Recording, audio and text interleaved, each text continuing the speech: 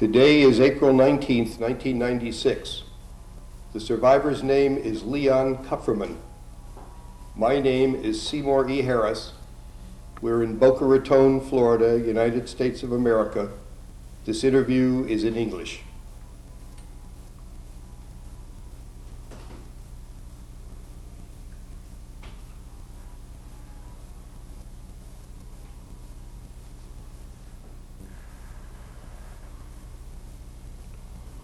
Today's date is April 19th, 1996.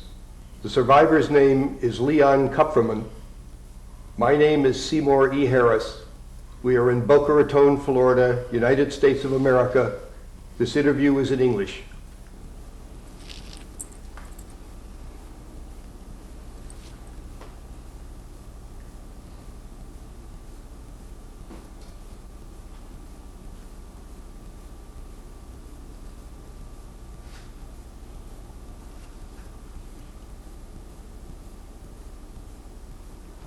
Tell me your name, please.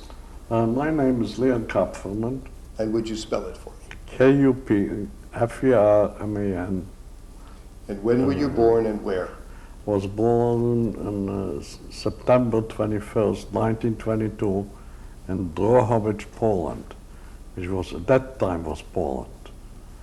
That area and within the last 100 years changed hands about 3 or 4 different times. Before the First War, it was Austro-Hungary. After the First War, from between 1918 and 1939, it was Poland. During the war, it was occupied by the Germans, and after 1944, it was the Soviet Union. At the present, it's the Ukraine. Tell me about your mother and father. What were their names? My father's name was Joseph Mahler, and my mother's name was Gietl. She was born Merrill. They were also born in the same town in Drohobetz. My father was born in February 1st, 1892, and my mother was born in December 1891. My father was a tailor. He was, after the Second World War, after the First World War, he was, had a tailor shop. He had employed about between 8 and 10 people. And our family was pretty well comfortable, especially on the European standards. I had one brother, his name was Carl. He was born in December 1919, so he was 3 years older than I was. Our childhood we spent together, but we were a very close family. As a matter of fact, I, being the younger brother, always trailed my older brother and tried to go whenever he went, and he wasn't not always happy with it, so he used to chase me away. And we spent, but most of the time we spent life together.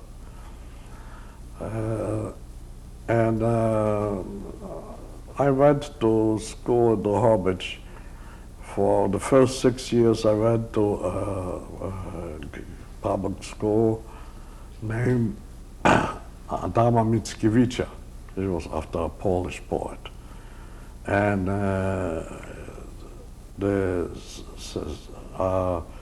at the age, from the 7th grade on, which was that time, I went to a gymnasium. And it was named after a Polish king, Jagiello. And the gymnasium I went from up till this gymnasium I attended actually till I graduated in 1940. But in 1939, the war broke out, so I had a few month interruption. Let's go back to your childhood for just a second with you and your brother. Did your family take trips together in the summer? Well, we used to, most of the time during the summer, we used to go into the mountains, which we lived close to the Carpathian Mountains. And my mother and, my brother and myself used to stay there. It was similar to like American Kocherei, which is, my mother used to cook there, used to rent a place either on a farm or in a boarding room or whatever that is. And my mother used to cook. My father used to come over on a weekend. What about relatives? Did relatives go with you, or? Well, one summer we went together with our cousin. As a matter of fact, my father didn't feel well that summer. So my mother didn't go out with us. So she sent us with my father's cousin, and she took care of us, and then my parents used to come over the weekend to visit us. Did your Uncle Asha or your Aunt Manya ever go? No, we did not. My dad did not live in Drohobetz before the war. She lived all the way in Silesia. They came to Drohobetz only when the war broke out. Did you have a happy life as a child? Oh, I come to think of my life was pretty happy. We had no wars. I mean, we had wars with regular children's wars. We also had quite a bit anti-Semitism in Poland before the war. They tried to introduce, they mean that the Jews were quite affluent and have most part of the commerce in Poland. The Polish anti-Semite tried to take the commerce away from the Jews. So they tried to make as few non-Jews to buy by the Jews as possible. So first of all, they introduced what they called the Ritual Meat Act, which means that they would not allow, they claimed that was a humanitarian causes, they would not allow the ritual slaughter of cattle.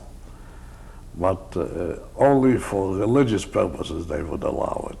It means they limited the amount of cattle slaughtered by a kosher butcher to the amount of Jews in the area, so the non-Jews will not buy it. The other one was they called the act, when they tried to introduce Polish stores so the Poles would not buy by Jews. Did you yourself feel anti-Semitism at that time? Well, I felt that we had slight anti-Semitism, which I felt, but most of the anti-Semitism which I felt personally, or my mother, was the limited of the amount of students in the universities and in the colleges of Poland. For instance, I think in either 38 or 39, they killed 2 Jewish students at the university. And they also had these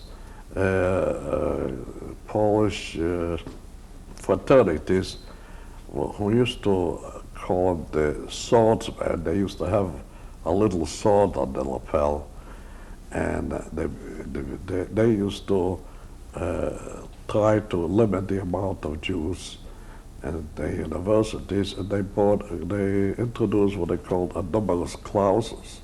It means they limited of Jews on the university. Also, meanwhile, they were killed the 2 Jewish students.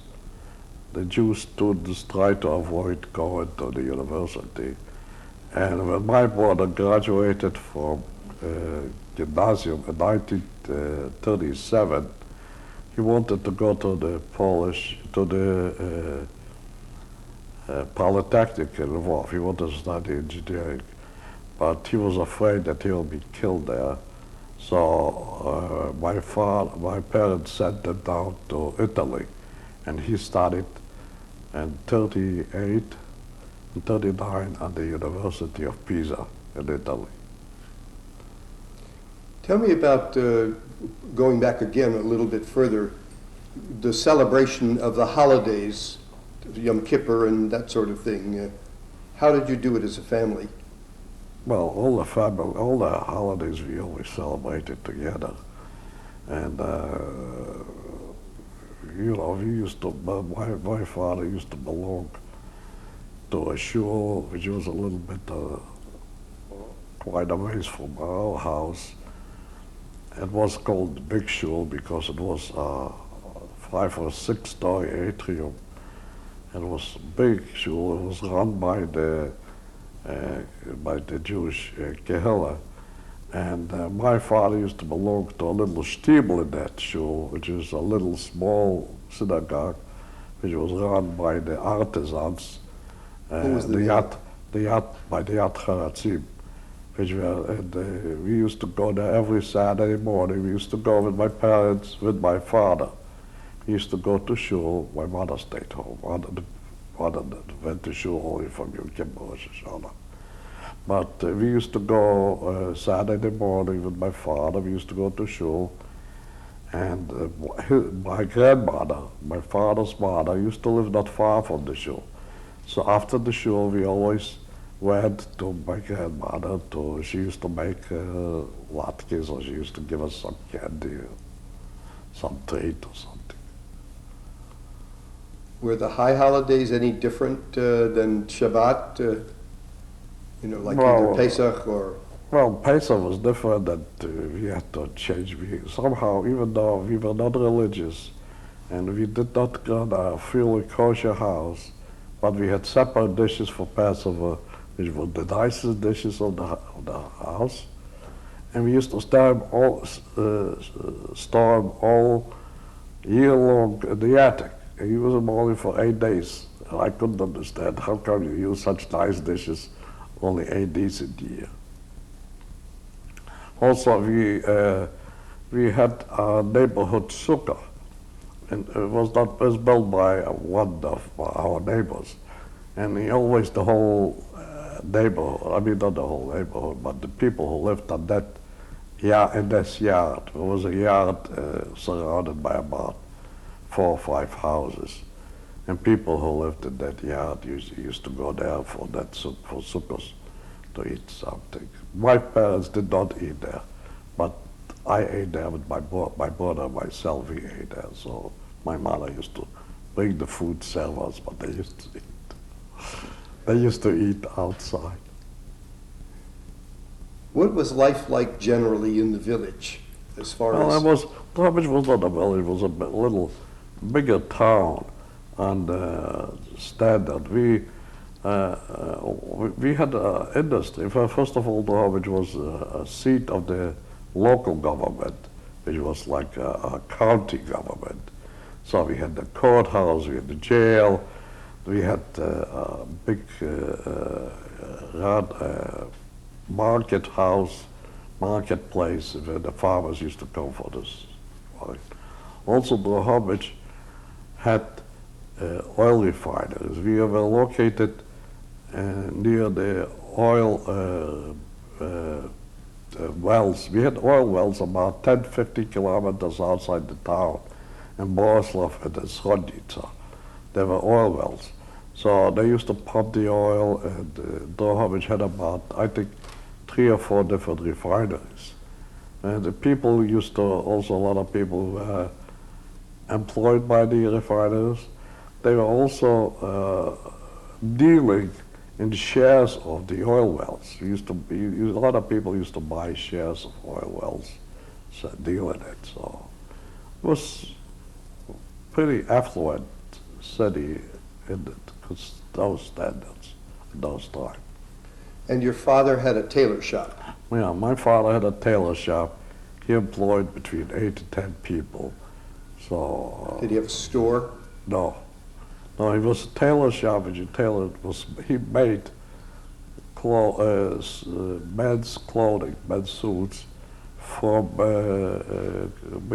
cloth. So people used to buy the cloth in the store, bring it to my father, and he used to make a suit out of it. So it was not ready-made. It was the suits were made from the beginning by hand. Anything else that you remember specifically about life in Drohobetz? Well, the other thing, we had a nice group of friends. We had about 20 friends, which usually stuck together. We used to go together. In the evening, we used to go, in the weekend, we used to go on for walking on the coast. Used to look over the girls, and to meet the girls there, and just like youth, we used also, a lot of us belonged to different Zionist organizations. We had the Shoah, which was a socialist organization. We had the Brit Trumpeldor, which was a revisionist organization. All kind of. As a matter of fact, Menachem Begin married a girl from our town, and the wedding was in our town, and my friend was an usher at his wedding. So. When were you first aware of the fact that there was a problem with the Nazis and the Germans? Well, we knew there were problems with the Nazis right in 1933, when the Germans started to, we were aware that the Germans are trying to get rid of the Versailles Treaty and all of those restrictions which were imposed upon them, and the Versailles Treaty. They took over first. We don't realize that when they marched into this Sahara-Gebiet, which they took over the Sahara, they took back. Then they marched into Austria. They took over Austria. Then they took over Czechoslovakia in '38. So we were aware of that.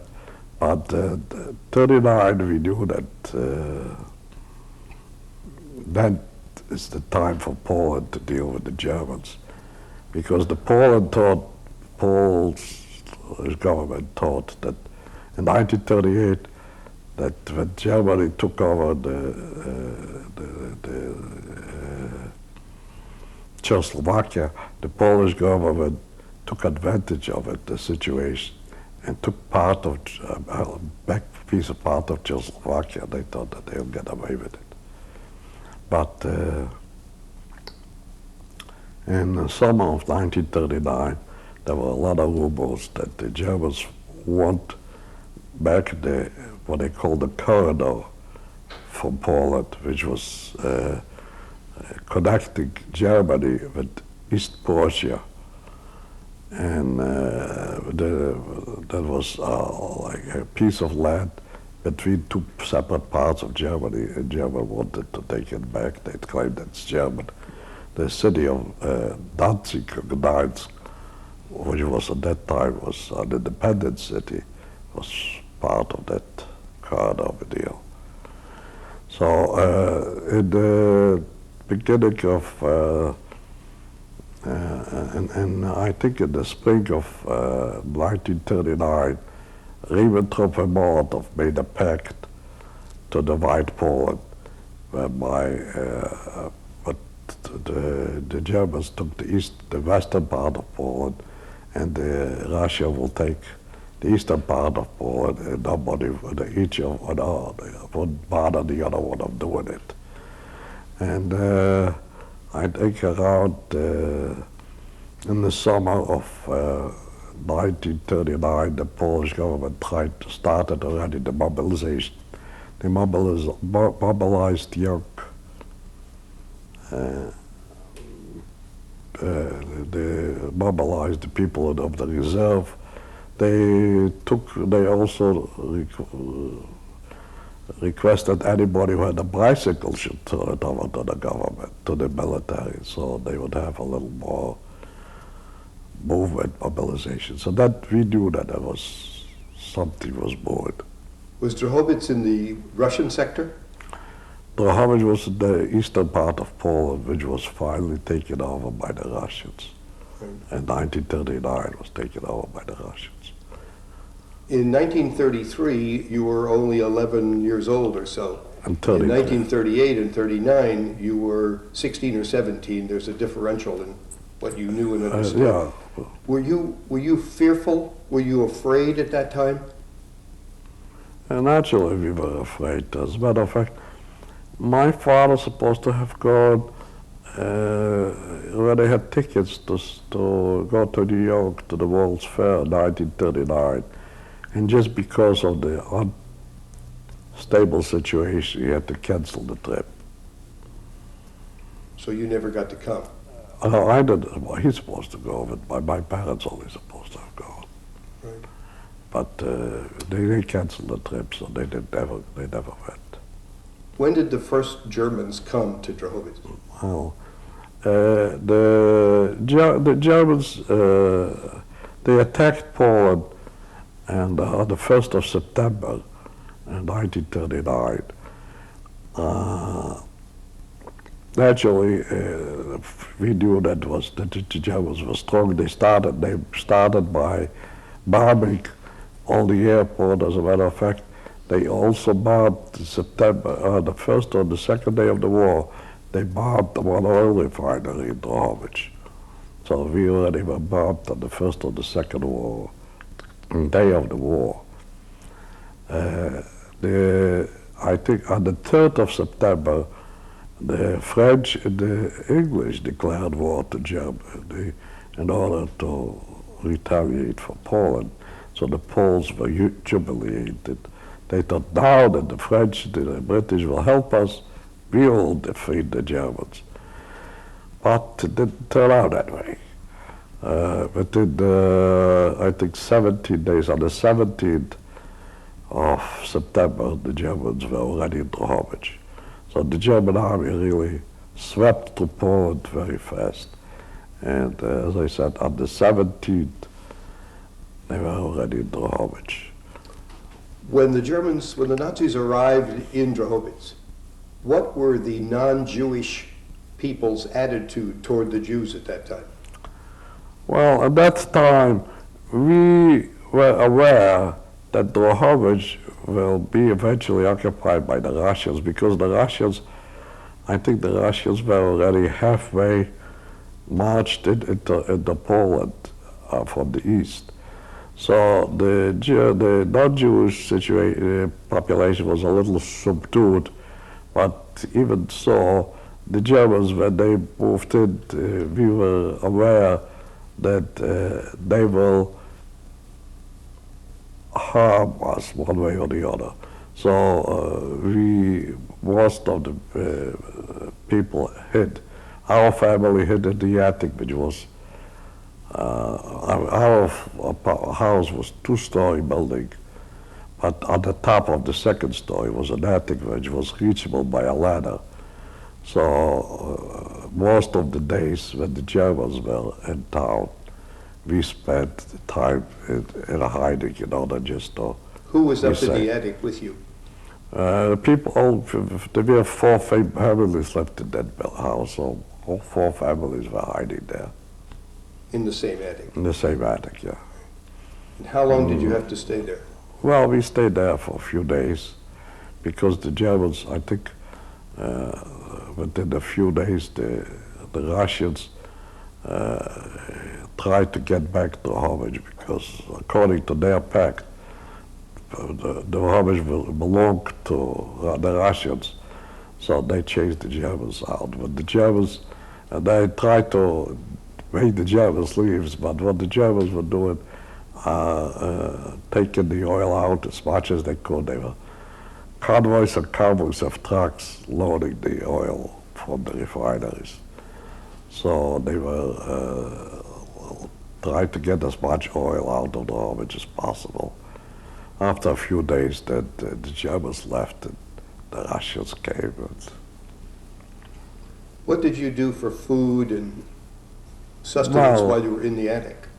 well, before the war started, we had some food stored. I mean, we knew that the war was coming.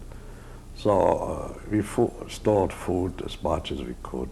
Also, the stores were still open during the war, when the war was there. So you could buy some food. You could buy, like, some food you used to store. There was food. I don't think there was any lack of food at that time. Actually, when the Russians came in, they tried to restore everything to normal or semi-normal, whatever that is. And they reopened the stores. And the only thing is that they tried to bigger stores and which were emptied before during that time. You know, people tried to buy us up as much as they could. So the people were hoarding stuff. So most of the bigger stores were all empty. But food stores, the Russians tried to, they tried to leave a supply in the stores. Also, they tried to take over, have the stores run by the government or by hotels, which were cooperative organizations, rather than by private ownership. So let's say if they had a bakery where they have 5 bakers, the owner was not involved anymore, but the bakers were there and they were running the store, the bakery, whatever that is, so they were selling. How about your father's tailor shop? My father, naturally, when the Russians came, he could not employ anybody else, but he was able to work all by himself. And he got little jobs where he worked, like doing the small alterations. Especially in those times, the Russian soldiers and officers, they had awarded them a lot of money with them, and they were trying to, actually, being from the Russian being very poor themselves, they tried to buy up as much as possible and have it altered. So my father was kept pretty busy by himself, but he couldn't employ anybody. But no harm came to him while he was working? No harm at that time.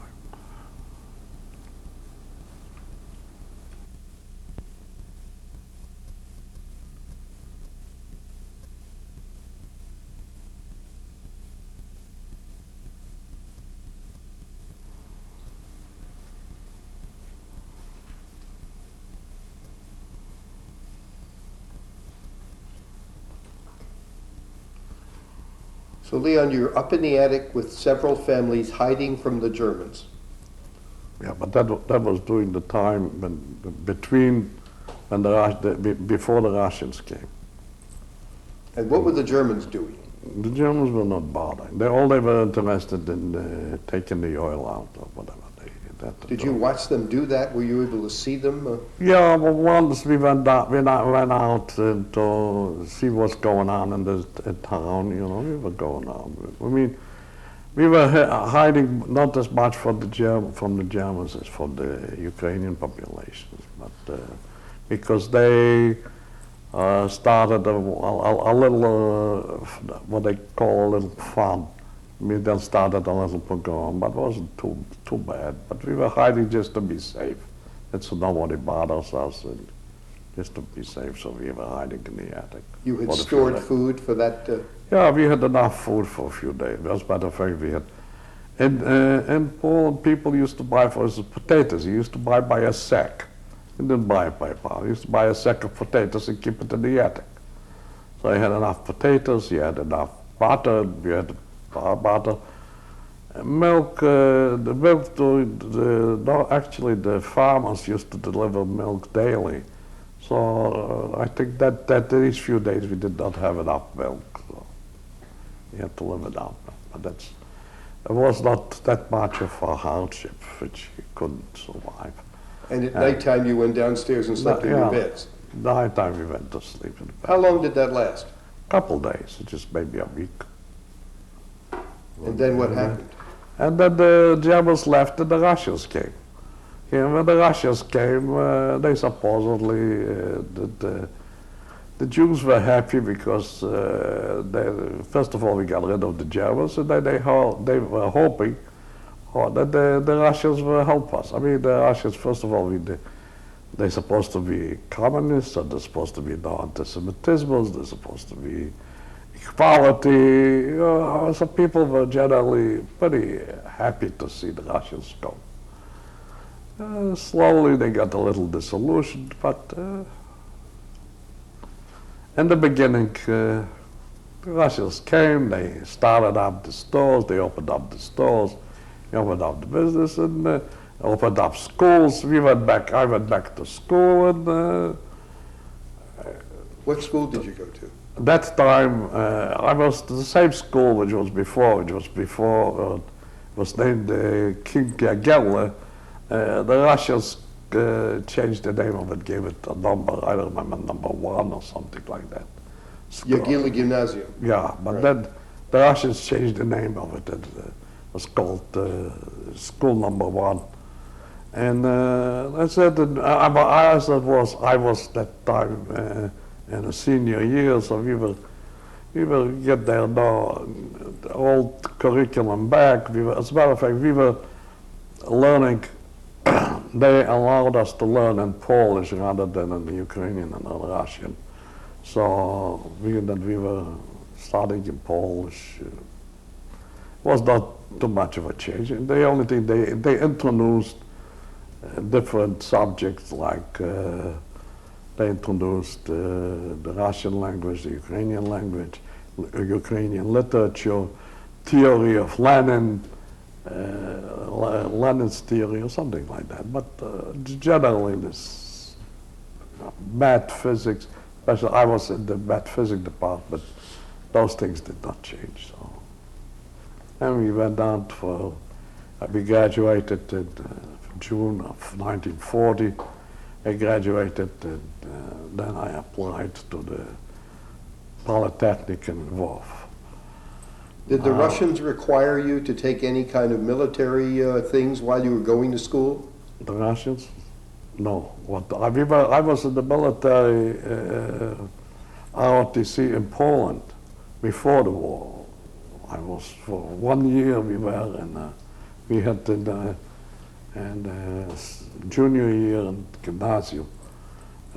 We were required. Was that an obligation or There was an voluntary? obligation. No, there was an obligation. The men's school, because we had to Poland, we had separate men's, separate boys and girls school. So the boys' schools, you were obligated to take military training. How long was your town at peace with the Russians generally? From 1940 until... What do you mean peace? We were at peace with Russia. The Russians didn't bother. I mean, they bothered our family. We had a little problem with it. What problem? Because my father, being that he had a shop and he employed people. They called him, he was exploiting people, that's one thing. And then the other thing is my father owned 2 houses, which they called him homeowner. So what they did, they changed, the Russians, when they took over, they changed, they issued us passports, what they call internal, which were actually identification cards, what they called internal passport. And on my and on all our families, on my passport originally they put it a student. Then when they took away my father's house, and my father, our family was not allowed to live in Drohobetz, we had to move outside of the town. They put in a paragraph in that, I don't remember the name, and they changed the occupation for my father as a homeowner, and mine was changed from student to son of a homeowner. You were bourgeois. Yeah, so that was the difference. Now, when we applied to, when I applied to the Polytechnic in Lvov, I had a little problem because with my passport, technically I was not allowed to live in Lvov. So, but I was able, when I was accepted, when they accepted me to the Polytechnic, they did not look at my passport. So they accepted me, and then when I was registered, and I was living during that time in a student house, the guy was very tired and he did not bother, so he just stamped the passport there. And how long were you in school? How long? How old? How long How were you old? there? Well, I was there for another year, for 1 year, just the first year. So from 1940 to 41. So 1940, I was accepted. I started there at the university. And my brother was, that time, he was drafted into the Russian army. He was older. So he was just about drafted into the Russian army. Carl was 21. Carl was 21 that time, yeah. And he was shipped to Chernovce, which was, before the war, was part of Romania. It was just the government, the border shipped it a little bit. And he was stationed in Chernovce. I was in Lvov, and in June 1941, I went to the draft board, the Russian draft board, and the officer there, they classified me to start in September, and the Russian artillery is supposed to have been going. And they gave me a draft card. And then he said, vacation, you take your exams now, vacation will start, but after vacation you'll go back in the army. So that was in June 1941. And on a Saturday night, I think on the 21st of June, we came home we had a school dance, came home from the dance, and about 2 o'clock in the morning, we were awakened when the Germans bombing the airport at Lvov. So naturally, we didn't know what happened. We saw bombs. We were shocked because they're supposed to be, as a matter of fact, the Russians were shipping oil to Germany. And the way we understood that Saturday, a shipment of oil went from Lvov, went to Russia. But died, and went to Germany, but it died. The Germans bombed already there. So we went down to the basement, we hid it there. And we didn't know what's happening, but at 9 o'clock in the morning, Molotov had a speech, and he declared that the Germans attacked Russia, and we are at war now. So now we had the dilemma what to do. We realized that the Germans are strong, that it wouldn't take them long to be involved. Lvov was about 100 kilometers from the border. Especially the first day already, the Germans, I think, walked through the San River, crossed the river, and were marching towards Lvov. So we were gathering in Lvov at the university, and we had what to do, we decided what to do. Most of us wanted to escape with the Russians. And we couldn't run with it. We didn't want to take the train because the Germans were bombing the trains. So we decided to walk. So a group of us started to walk to east. But then suddenly I realized that I have a paragraph and I am considered by the Russians undesired. So I was considering being that my parents, I knew that my brother is in the army, that my parents are back in Drohobetz. So I decided, midway, about 2 days after I went east, I decided to turn back and go back west and go to my parents. So I turned around and I went back. And I was walking back till the 30th of June. 30th of June, I came to Stree. On the way, when I was walking, actually it was people were watching me, and they asking me. I was stopped by different Jewish towns and Jewish families. They would usually feed me, and they couldn't say nothing. They couldn't give you advice, go that way or that way. So most of them just went down. And I went to one town, I left, and the street was pretty empty, and suddenly a guy came in with on a horse wagon going east, so going in my direction, and he stopped, he asked me, do you want a lift? I says, yes, I will go with you. He was happy to have somebody to go with him, to have some company, and I was happy to have company, so riding for a while, and we were talking, and suddenly I heard some noise. It seems a tractor was behind us, making a lot of noise, and suddenly a plane came down, and I heard a bomb threat, I heard machine gun shots, so I jumped off the wagon and I hid behind the straw. And it took about a minute, everything was over. I got out from the wagon, and the guy next to me was screaming. He was screaming bloody murder that he was wounded. And I looked at him, and he was a big wound in the groin. His testicle was hanging out, and it was all bloody. So naturally, I took the horses, and I didn't know. And the first time in my life I drove horses.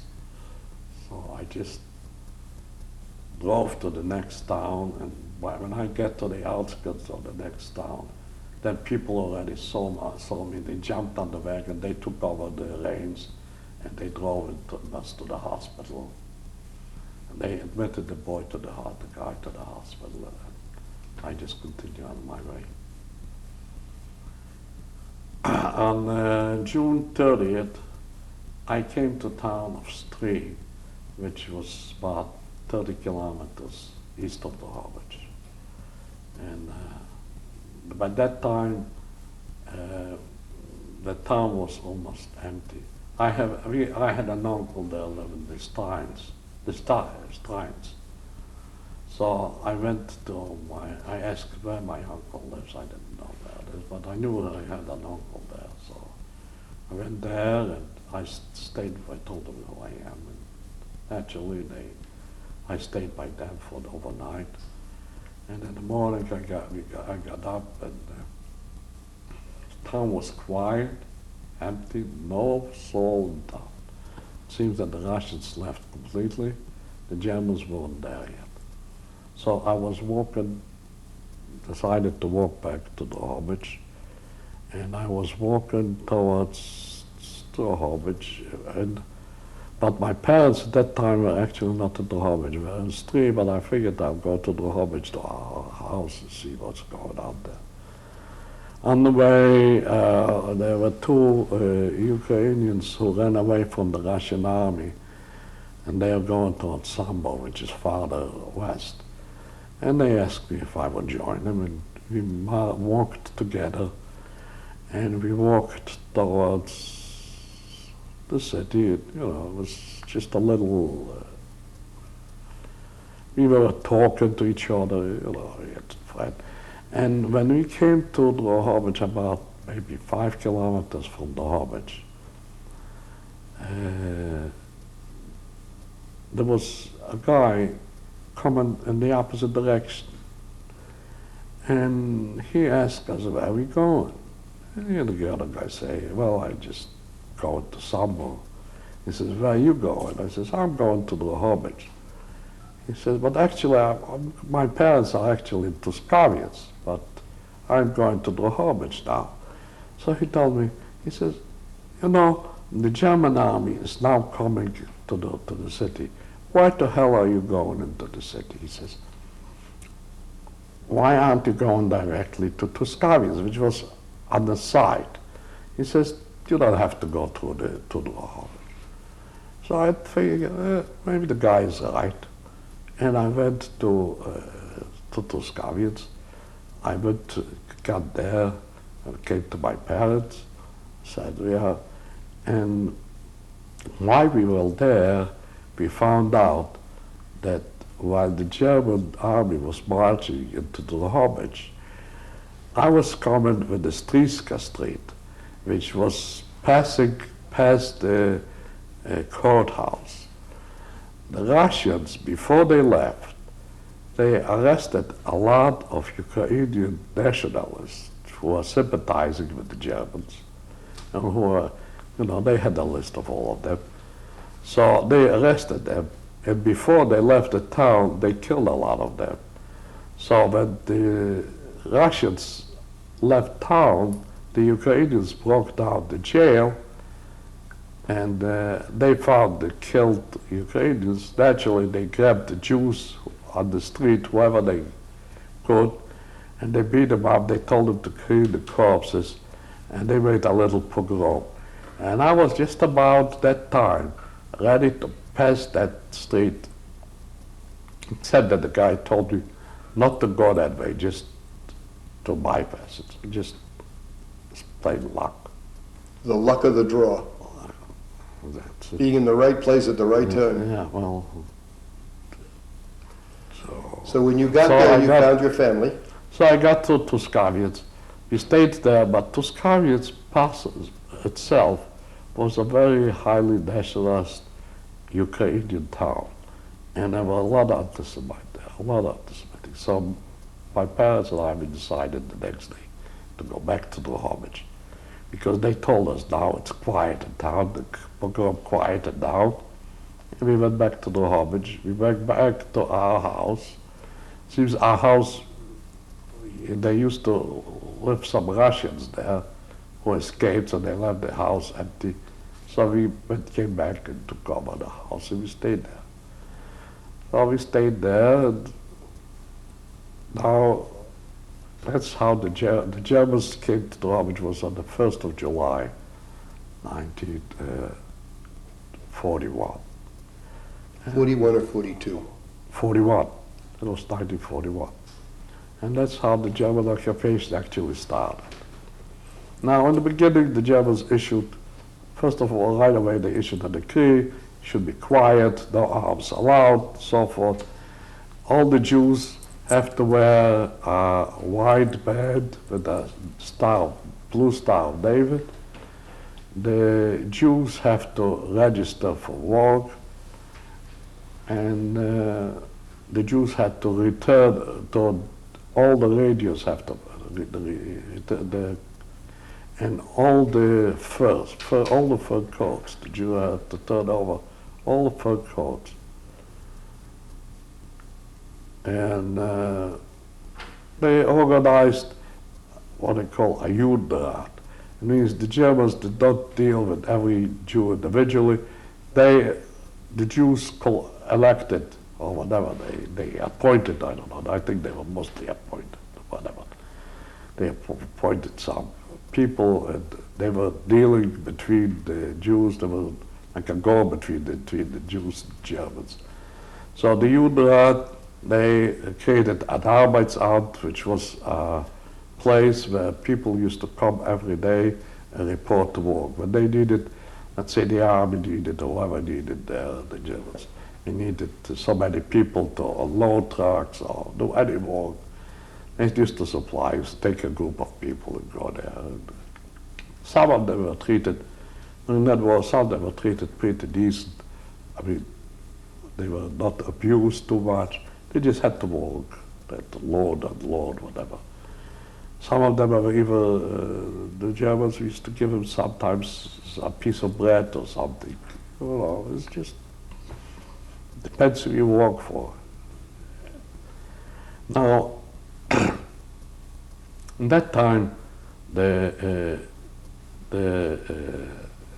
Germans also organized, the Jews organized a little shops, little shops to work for the Germans, because the artisans, like the tailors, the shoemakers, the table makers, the cabinet makers, no, they did not want them to go to work and to do work labor. They could do some different work for the Germans.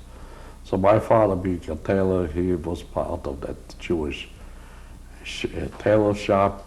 They were fixing uniforms for the Germans. And that's the way I was able to get a job in the Judenrat as a messenger, you know. So I used to deliver, deliver different papers to people. I don't know, the Judenrat had to have, like when they needed tax, they had to tax the people, so they had to assess everybody was so much. So I delivered the assessment notices. Naturally, was not too popular with the people. Then the SS and the Gestapo in Drohobetz, they decided to build a riding academy, a Reitschule. So they built a big. They wanted to build a big building. Stadium? Like a stable. stadium? Like A a stadium. stable, like a riding academy, ridings. So they needed somebody, you know, there were two engineers working for it, and one of the engineers knew my father. So my father was talking to him. He says, "Listen, my son used to be a student at a polytechnic. Maybe you could employ him." So he says, "Yeah, I need a draftsman." So I was working with that engineer as a draftsman in that riding academy for a while. Now, in the meantime, the Germans used to make different actions. What happened is they emptied out all the villages from the Jews. All the Jews in all the villages around Drohobetz had to leave the villages and come to Drohobetz. So they slowly cleaned up all the villages. And the Jews, actually, the Jewish population in Drohobetz grew to, I don't know, from maybe 15, 20,000 to about 30 or 40,000, because all Jews from around all the villages came in there. But then they decided to make a Jewish quarter, a Judenviertel. Actually, they did not even have time to make a ghetto. What they did, they just designated part of town and said all the Jews have to move from all the areas different, and that's the only place you could live. So the Jewish quarter was just part of town where the Jews were living, but it had no fence, no nothing. It had in the later on, I think it was just the Jewish police, the Jewish coppers were just watching so the Jews would leave there, but most of it was pretty open. Now, the first action, which was done in, I think, in November 1941. What happened in that action is that they told all the Jews had to register for war. People who were sick could have a doctor's excuse, a statement from a doctor, an excuse. So in November, they said, well, anybody who is not going to work should come to this place, to one building, and there he will be examined by the doctor. What they did, instead of putting him by the doctor, they put them all on trucks and they took him out into the woods and they shot him.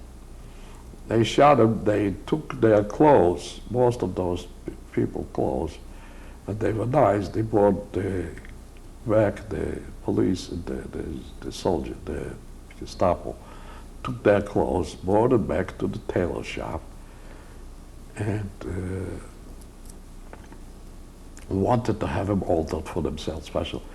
So one of them came over to my father, and said, "Gee, listen, look, I have here a beautiful coat, a brand new coat, and see if you can alter it for me." My father looked at the coat, and he recognized it was the coat of his brother. His brother's Asher, who so happened at the summer, about a month before, he broke a leg, so he could not go to work. So he registered that time to go to see the doctor. So that's, my father looked at that coat, he came home that day, his hair turned from black to gray, completely white. So that was one episode. The other time, one time we saw, for instance, that they took Russian prisoners. We had outside of the town, during the war, before the war, there was a big prison in Drohobetz, a pretty big prison. It was also for long prisoner, for hard prisoners, criminals. It was called the Bagitki. The Russians converted it into a prison camp. And where they kept the Germans converted it into a prison camp. The Russians had there, during the Russian occupation, that was a military barracks. But the Germans converted it into a prisoner of war camp. So there were the Russian prisoners. So one day we saw people who were walking and near the Gestapo. They saw that they brought in from that prisoners of war. They brought in about, I don't remember how many truckloads of people, of prisoners. They put them in a barn, and they took them individually, 5 each, from the barn. They tied their heads with wire, with what we call it, Stacheldraht, with barbed wire. They tied them with barbed wire. They loaded them on trucks. They took them outside of the town into the same woods, and they shot them there. This is the end of tape 2, Leon Kupferman, April 19th, 1996.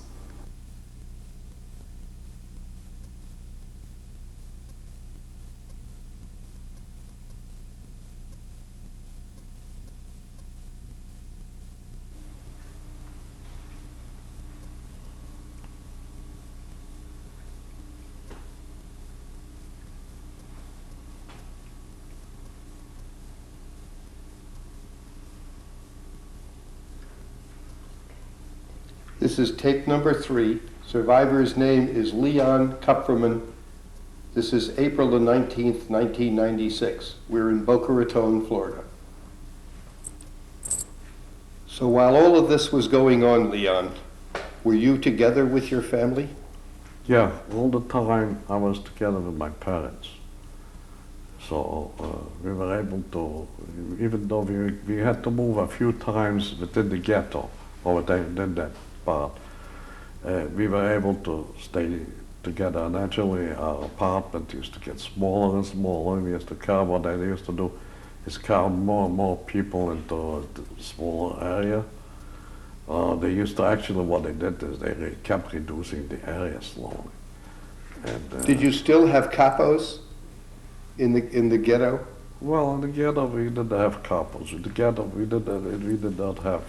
We had in the ghetto we just had police, the ghetto police.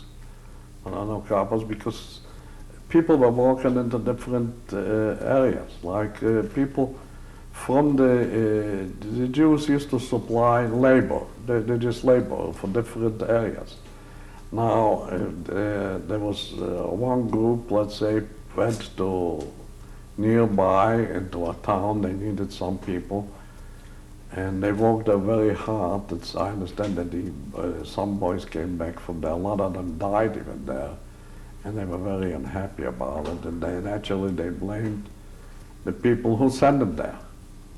So they didn't blame them, but in general, people were working in different areas, like my father was working in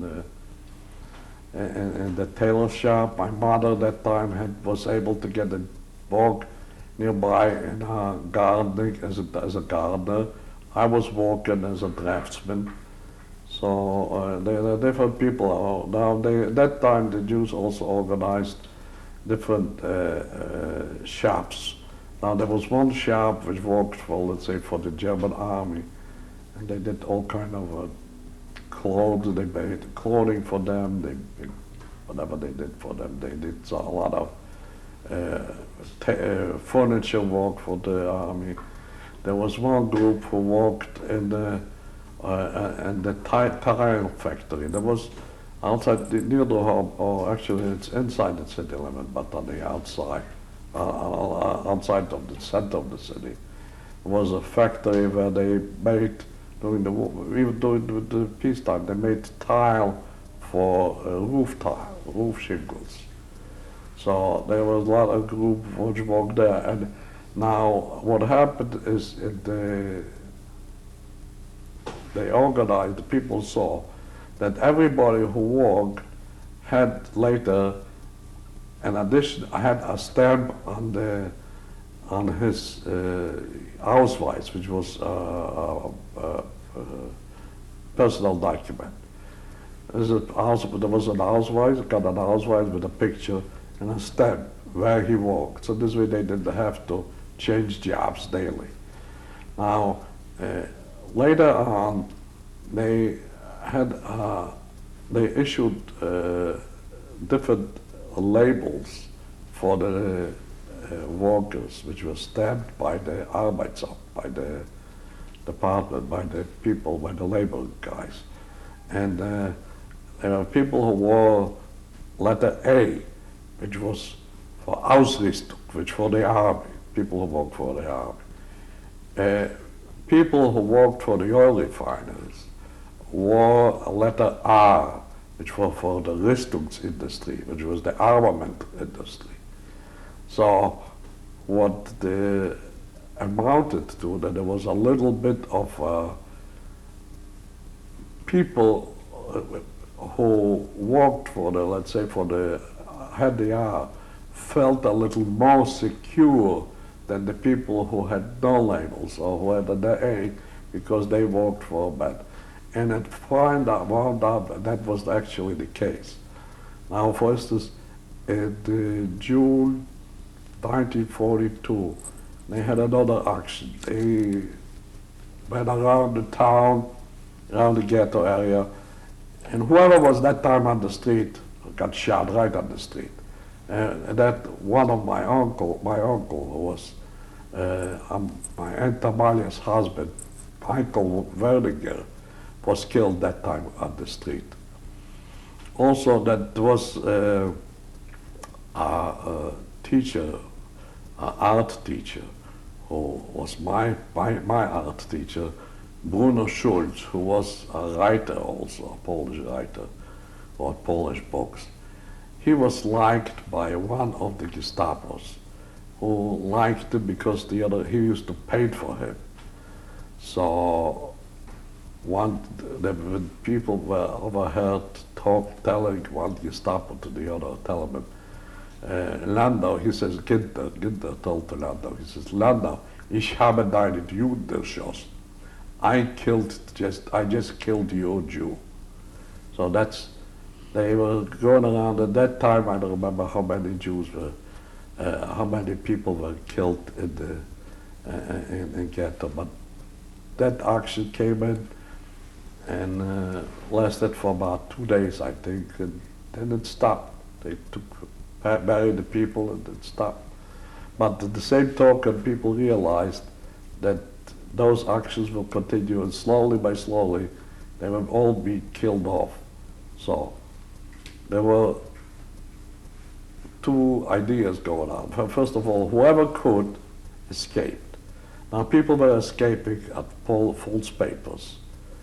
Like my wife Irene, my first wife Irene, at that time was about 15 or 16 years old. She wasn't dead. She was working for the Gärtnerei, which was a garden, and she got her, she and her mother and her brother got false papers as Christians, and they went to Krakow. And they stayed in Krakow for a while. They didn't escape to Hungary. A lot of people did escape from Drohobetz to Hungary over the board, over the mountains, the Carpathian Mountains, which was about, we were only about 12 kilometers or 20 kilometers from the border.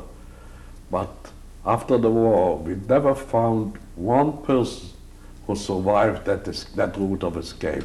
It means they were all killed out by the farmers, over there in the mountains. One of them was my cousin, Arthur, Amalia's son, was also one. But a lot of people were working, let's say, now,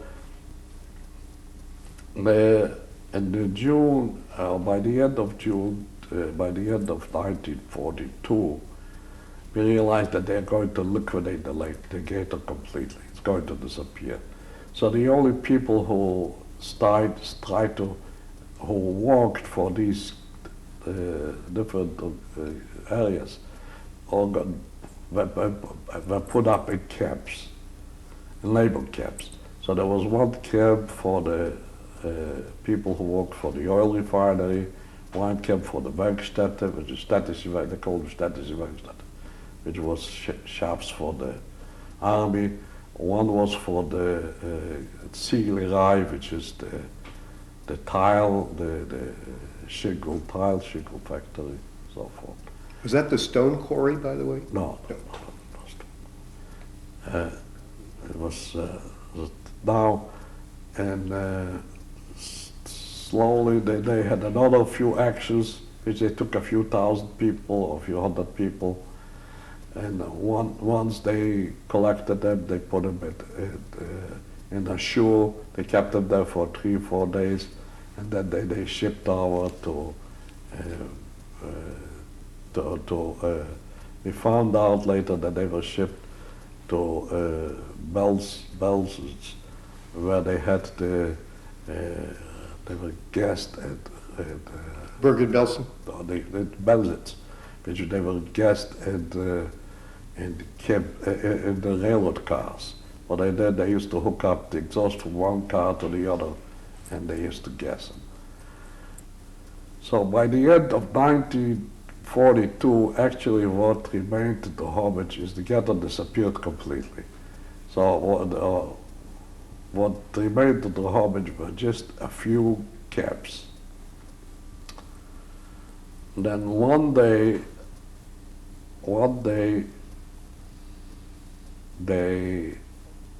we had other parents. We had a camp together with the städtische Werkstätte. There was one camp, we had a complete camp, and one day they collected us all. And we stayed there before we went to work, and then they surrounded the people from the städtische Werkstätte. They took them away. They took them into the courthouse, and then we found out that the same day they got the people from the garden and the people from the tile. So they took them all into the courthouse. They stayed there for 2 days. After 2 days, they were trucked in trucks into the woods in Brunica, which is outside the city, and then they were shot there. Now, what happened in that thing was a funny accident. I mean, it wasn't funny, but it was a peculiar accident. Meaning that our camp was one of the last camps, in that area, when they used to shot people, the people used to undress, they used to put the clothes on the truck, and they used to bring them into our camp, which had a big warehouse. Our camp had a big warehouse where they stored all the clothing. They sorted all the clothing. They also went through all the clothing because a lot of people had jewelry sorted into the clothing, so they went through the jewelry. So that day they brought a truck from Bonica, which was from that shop place, with clothing. And they started to take out the clothing. And suddenly a young girl, a naked girl, came out of there. It seems she hid in the clothing. She was undressed, she hid in the clothing. And then when they loaded her on the truck, they didn't realize. So when she got out, a Gestapo was standing there, and she said to her, she says, if you were smart enough to escape from Bonica, you can live. So put her in there. And so those are, and so the only, finally, by the end of 42 or the beginning of 43, the only two camps actually were in Drohobetz was the one which was for the oil refinery, but the people who wanted the heirs, they are the ones who were able to survive.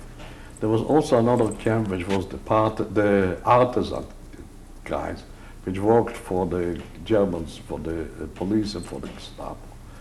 And there was, so my parents were actually in the other camp. And at that time, I got a job in the oil refinery as a draftsman. So I worked as a draftsman in the oil refinery in Poland. And my parents were with the artisan. Actually, at that time, my mother didn't work anymore, so only my father. She was just hidden there. What they did there, they put it there in that camp. They built up a little hiding place where a few families of the people who worked there were hidden. Now, there was people claimed that the Germans knew about it, but they didn't say nothing. So they knew that people, the artisans, they had their, but they patronized him. He says, that's my tailor, that is my, so I let him keep his wife. So my wife, so the women were there hidden, or mostly the feminine. Now, it was that time, it was also, my father was able to ask a Ukrainian being that you are not allowed to be found outside of the camp. On a Saturday night, my father, there was two other guys whose parents were in that artisan area, and they worked in the refinery areas. That their parents got together, they asked a Ukrainian policeman whom they used to sew for, so they used to sew. He says, could you do me a favor and bring over my son over the weekend? So a few times I went over escorted by a Ukrainian policeman from the refinery camp to the other camp. I spent there the weekend with the parents. And that the way was up till March 44. March 44. In March 44, the Russian army, we heard that the Russian army was coming pretty close to Drohobetz. They were about maybe 150 kilometers from Drohobetz. At that time, there was rumors that they're going to shoot out everybody in camp also, and they're going to liquidate the camp. There was also rumor that we had and the guy who was in charge of the oil for the German army, or for the oil industry in that area. So he was in charge of the oil wells and the oil refineries. And there was rumor, it was claimed that when he heard that they supposed to shoot down everybody, when it was at that time there was about 1,000 Jews in Drohobetz and 1,000 Jews in Boleslav. And Drohobetz were working for the refineries, and in Boleslav they were working for the oil wells. And there was a rumor that he went to Berlin personally and intervened with Goering and told them, if you're going to kill my Jews, I'll have to close the refineries. So came a rumor that was a rumor, it seemed, so it could be true, that Goebbels allowed him to keep the Jews, the 2,000 Jews, to keep the operation going. And March 44, when the Russians were coming closer, one day we heard that the Germans they got some train loads of cattle trucks on the railroad station, and they were reserved for us. So they told us, even though they told us that we are going to be shipped to Krasno and Jaslo, which was 2 camps in Poland, about, I don't know, maybe 200 or 300 kilometers, maybe 400 kilometers west, where they also had refineries, that we are going to work in those refineries. We didn't believe it, but, we always hoped. So on that day in March, we woke up. In the morning, the camp was surrounded by both camps. Both of these camps were surrounded by the Ukrainian police and the Gestapo. They transported us over to the railroad station. They put us in the cattle car, and they transported us over to Plaszow. So that's where we went to, not to Gwinicka or Jaslo, or not to Krasno or Jaslo, but we went to Plaszow. Actually, we didn't know where we are, but when we got out there, we found out that we are in Plaszow, in a Jewish concentration camp. This was in March of 1944. That was in March 1944. How long were you in Plaszow? Well, when we got to Plaszow, they unloaded us, they separated us. The men from the women, they separated. And then in Plaszow, I was till July 44. In Plaszow, my father, myself, we were working in a quarry. We were working in a stone quarry. It was very hard labor, especially for my father, who was not used to that labor. And I was young, so I could not, but my father was already in his 50s, and it was very hard on him. So he had to work. So he worked in the quarry. We had to, what we did there, we broke stone. We had to chop it up, break it to pieces, load rocks on the wagons, and pull them to another place and unload them there. So it was just garbage and dump eating. Now Plaszow itself was a camp which was built outside of the city of Krakow, on the outskirts of Krakow. It was built on the top of a Jewish cemetery. So when we were there, the camp was already, when we got there, the camp was already about 2 or 3 years old. And the stories when we heard that the commandant of that camp was walking around with a dog, and he was sitting outside of his balcony, and he would watch people walk, and if he didn't like somebody, he would just shoot him. So there were a lot of shooting. Also, there was outside of the plasha, outside of the camp, or this was a little hill where they used to execute people. But from the town, they used to bring people, not only Jews, even Poles. The town, they used to shoot them there, and they used to bury him there, right there. By the time we got there, most of the shooting actually stopped. So there was a rumor, and they told the SS not to shoot people randomly, just to shoot them for cause, whatever that is. So one Sunday afternoon, we had in Plasha we had the appeals, which means we were standing sometimes for hours. They would count for each people from a barrack, and they had to have the amount of prisoners, whatever they call them, had to agree. So they had to have all the people who were there the day before, minus those who died, whatever it is. And then they had to, the amount had to, if there was one number missing or they didn't agree, we would stay for hours and hours, and they would count them, recount them, till they finally got that they were correct. The food there was, we used to get half a pound of bread with margarine or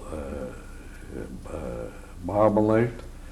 We used to get, during the day, we used to get a quart of soup, and in the morning we used to get coffee, a little more coffee. Now, it was not enough to live, it was not enough to die. I was one of the lucky ones who did not smoke. That kept me alive, because people who smoked had, a lot of them gave away their bread portions for cigarettes. I don't remember how many cigarettes we got, maybe 10 a month or so, whatever. Whatever cigarettes we got, I used to give it away and get that extra portion of bread. This way I had a little more nourishment, a little more food. One Sunday afternoon, they told us all to go on the appeal class. We went there, they told us to sit down and undress. Everybody undressed, and we were sitting, and then they were marching. Everybody got up, naked, marched in front of about 3 guys who came from Auschwitz, they told us. It seems one of them was Mengele, who was dressed, that time, even though it was July, he was dressed in a warm coat with a fur collar. And he was segregating them. That means he looked them over. Whoever looked healthy was put on one side, whoever was not healthy on the other side. So this way they just put in the numbers of them. Now in Plaszow, we did not have our street clothes. In Drohobetz we wore street clothes. And we got to Plaszow, we got these striped clothes. So they took away all our street clothes. They gave us the striped clothes. They shaved our head, and also in the middle of the head, they shaved what they call a lausepromenade. It means that the head was shaved to a certain a height, in the middle was a stripe which shaved even lower. So that was a stripe, and we called it a lausepromenade. That means a walkway for the lice. And this way, if somebody escaped, they could catch him right away. We also had a tattoo on our left hand, I think. KZ, they tattooed us, but the tattoo was very weak, and which means concentrationslager. But my tattoo within the time disappeared. so I don't have that tattoo anymore. But it lasted for a few years. I had that tattoo, then it disappeared. When Mengele came to the camp, he sat there and just watched everybody walk around naked? Yeah, he did the set. He was standing up and he was directing them, either to the left or to the right. And that was it. They took their name and so forth. What happened is the next Sunday, we had another appeal. And the next Sunday, we took back the same thing. Everybody had to sit down. This time we did not have to address. They just called out everybody who was on a list, on one list. They called them out. They put them in trucks. They also took that time. They took but we had to sit down. That time they took the children camp, which was a plaza, was a children camp, unloaded, and they took all the children away. Naturally, the mother, they put on the song "My Yiddish Mama" on the loudspeaker, and the women.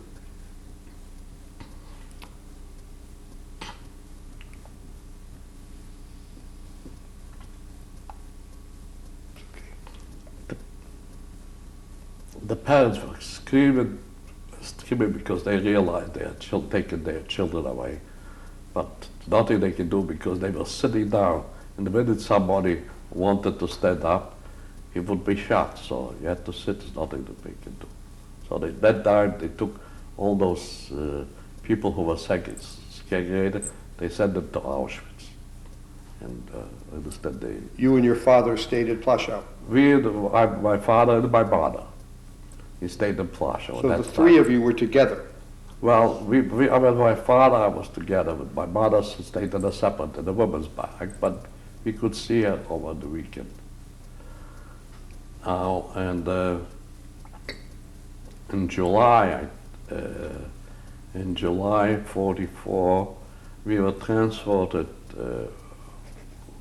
my father, myself, and also my mother's side, but that time was also transported to Wieliczka, which was nearby. Wieliczka, they had salt mines. There was a salt mine area.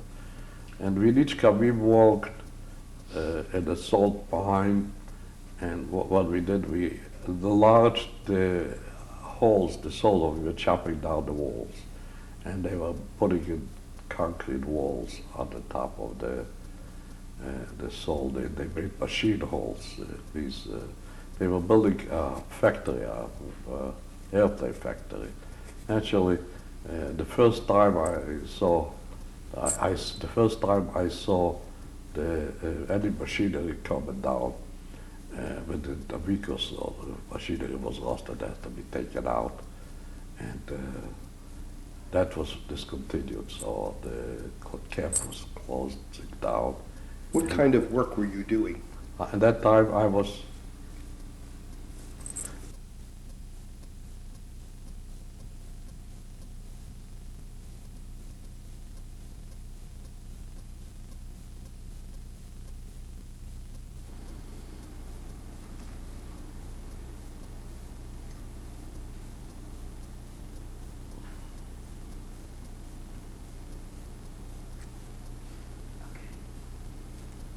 This is tape number 4. The survivor is Leon Kupferman. It is April the 19th, 1996. Leon, you're in Wieliczka in the salt mines. yeah. What time period was this? That was in July, from July till I think September, October 19. Well, I think from July till September 1944. What was the difference in the living conditions between Wieliczka and Plaszow? Living conditions were not different. The barracks were almost the same. Tell me about the barracks. Well, in the barracks, we just used to live. Let's say there were wooden barracks. There were 3 layers of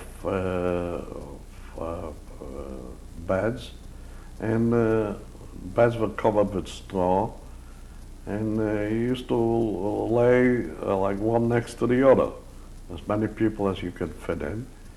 And they could cover with a blanket in the winter time, and in the summertime we were also covered with a light blanket. And the food in Wieniczka was a little bit harder because being that we worked hard, we used to get what they call a Schwerarbeiter subsidy. So it was, we had a little more food than we had in a regular camp. But otherwise, the conditions were exactly the same. You worked hard, and you got up in the morning, you had the same appeal, and the same, I think we were off, I don't remember if we worked on Sundays or we were off for half a Sunday. Were you moved then in September of 44? And I think in September 44, we were, the women were shipped back to Auschwitz from Wieniczka.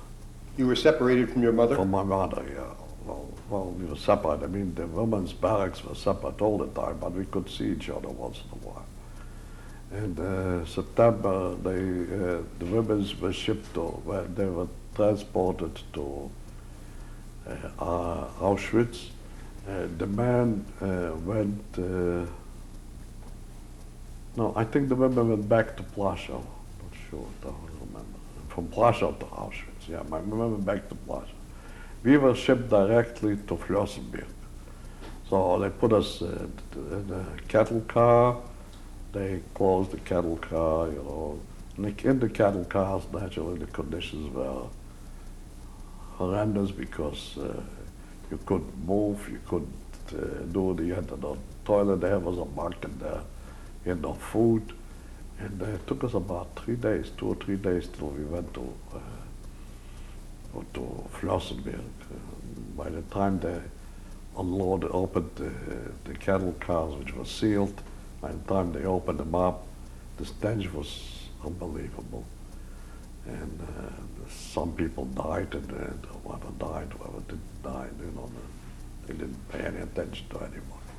You and your father were together? My father was together. We went together. We went to Flossenburg together. We got unloaded to Flossenburg. And Flossenburg was a regular, was also one of those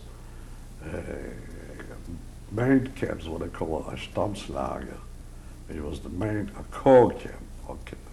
And it had, Flossenburg had branches, they call labor branches, Arbeitslagers, were separate, but they were all part of that complex, of the Flossenburg complex.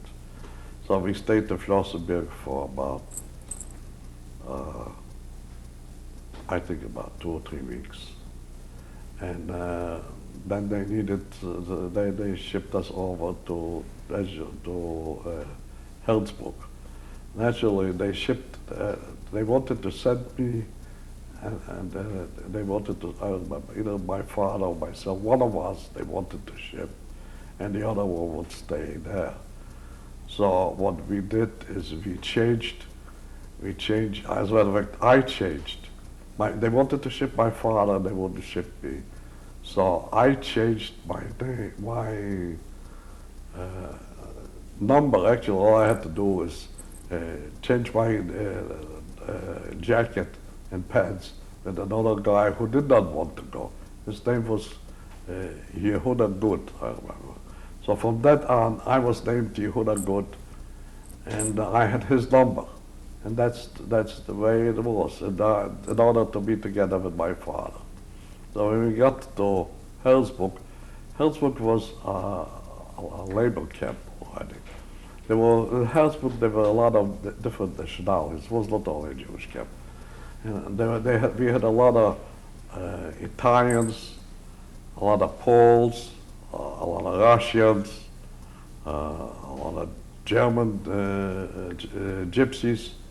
We had German criminals and so forth, and was right. That's the way the camp was run. We used to go to work and either in a tunnel, we were digging a tunnel there to make a factory inside the mountain. So we were digging a tunnel. Some people were going the Hellsburg was near to Nuremberg, when the Americans were bombing the Nuremberg railroad station. They used to go there to repair the railroad station. So in the morning, there were a lot of Außenkommandos. These people used to go outside of the camp, march, surrounded by the police or by the Gestapo, whatever it was. And they worked there. They were watched during the day by the. Now, one day I was carrying a railroad tie with another guy, and we were carrying, and the tie was very heavy, and I don't remember who dropped it, but it fell on my leg, and my legs fell up. And when my legs fell up, they took me to the hospital there, to the camp infirmary. And the doctor bandaged it, and he says, well, stay home for a day. And so I stayed there for one day, and I stayed at home for one day. The next day, my leg was swollen even more, so I had to go back to the infirmary. And the doctor, the guy looks at my leg, he says, well, you cannot walk with that foot. You may as well stay in the infirmary. So it happened that they needed, in the infirmary, when I was there, they asked, is anybody here who can read and write German? I said, yeah, I volunteered. They needed a scribe, somebody to write down when they brought in a prisoner, they had to write down his name, his nationality, what sickness, and so forth. So I had to, the guy says, he says, make sure that you do it correctly, otherwise we'll kill you here. I said, I have no choice. I saw a choice to have a little lighter work, so I grabbed it. And I was a scribe at the hospital. What was your father doing? My father was still working in the quarry, in the tunnel. Now, being that when I was in the hospital, I got a little familiar with the doctor there. There was a Polish doctor who was. There were a lot of in this camp in philosophy in Hellsburg. We had a lot of Polish. The guy from the Polish uprising, not from the ghetto uprising, from the Polish uprising, the Poles. They were not Jews. They were Poles. Resistance. But from the resistance. So I was familiar with an old. He was old Polish colonel, a Dr. Olszewski, and he says, "Listen, I'll try to put your father here on the sick list." But he says, you know how the sick lists are. They are very dangerous. Once in a while they come out, they clean out the hospital, and he says, well, my father cannot walk anymore. It's a tough time. Well, we put him in the hospital. So he was my father at that time, I tried to keep him there on the sick list. Also, there was a German Air Force officer who was a doctor. It was in the 60s. He was in charge of the SS hospital, and he was in charge of our hospital. And he was a guy who tried to make the living in the hospital at least a little more humane. What he did, for instance, got that the people who had diarrhea got a special diet. He is a guy who he asked me if I can keep for him a chart of different nationalities, people from different nationalities. How many are brought into the hospital, how many in the camp, how many died, and so on. So I did for him, I kept for him a chart. So he favored me because I kept for him that chart. And what the average, I think, if I can recall, there were about 5,000 prisoners at Herzberg. There were about 1,000 deaths from there, between the 1,000 people. So every 1,000 month, about 1,000 people died. So they used to bring a replacement from Flossenberg, you know. While you were in Herzberg, did you hear anything about your mother at all? No. Nothing. No, we will have to, we didn't hear anything about my mother. But they brought in a lot of different transports from Rosen, and then we heard that, for instance, that the Russians are coming closer, or whatever the Russians, that the Russians took Rosen, and then they broke over to the front, so that was in the winter, I think in January 1945 already.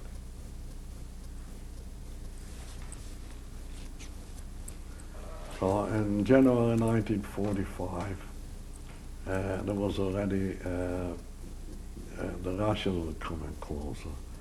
But then, for instance, in the one night, we had gypsies in camp. And one night, they found out during the appeal that 2 gypsies were missing.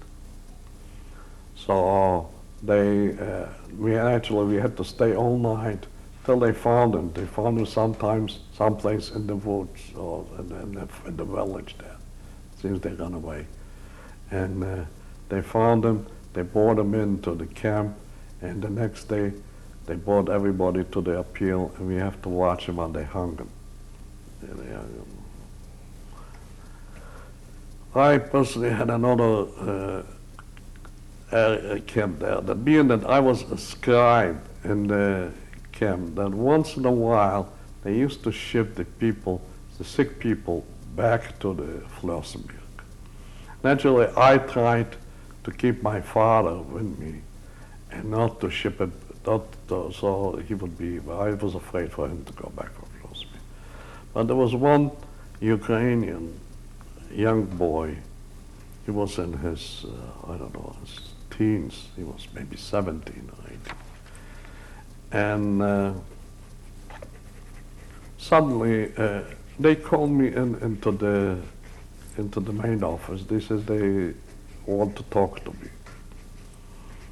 So they want to talk to me. I was a little bit surprised. What kind of talk do they have to me? And they had, but there were no Gestapo there. There was just the Älteste, that the prisoner, he was a Pole who was running the camp, that he tried to, he says, did you ever talk that the Jews are going to get organized and kill the Germans? He says, we never said a thing like that. He says, but we have a witness here who tells us that you told them this. I says, I never told it anybody. And then under the bed comes that young Ukrainian guy, and he says, yes, you told me that the Jews are going to get organized. And I said to him, when did I tell you? He says, oh, you told me that the other night when I was talking to you. He said, by the way, you know that you are the guy, I wanted to go back to Flossenberg, and I asked you to put me on the list to go back to Flossenberg, and you did not want to put me on the list. So that Lagerhälteste, he says, so I told him, you see, he is accusing me because I did not. So he says, they'll let me go back to the, he says, I was lucky that they let me go back to them because normally they would. From that on, if that Ukrainian wanted to go, got sick, He really had to be sick in order to the doctor to admit him to the hospital. The guy who was in charge of the hospital, he wouldn't let him into the hospital anymore.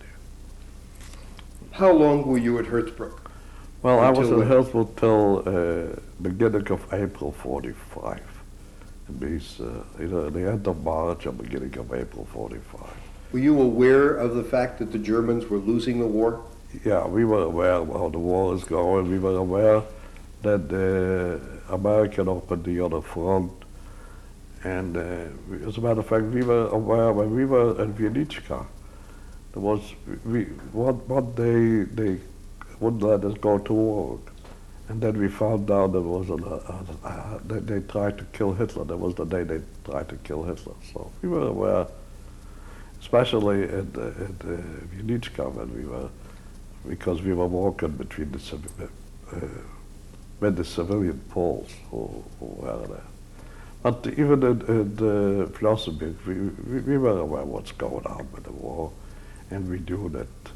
How and when were you liberated?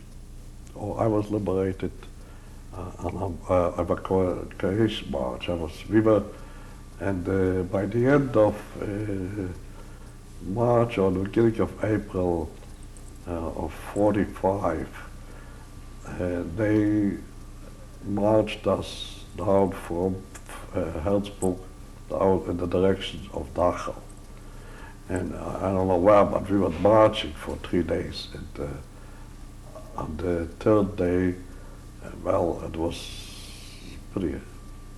On the third day, we were left in a bar, and when we got up in the morning, the Germans, the German commandant, told us, he says, "Listen, you guys, whoever wants to continue with us on the march can go. Whoever wants to stay can stay here. We don't guarantee what's going to happen to you who stay. You'll have to tend for yourself. We'll take care of the guys who are marching us."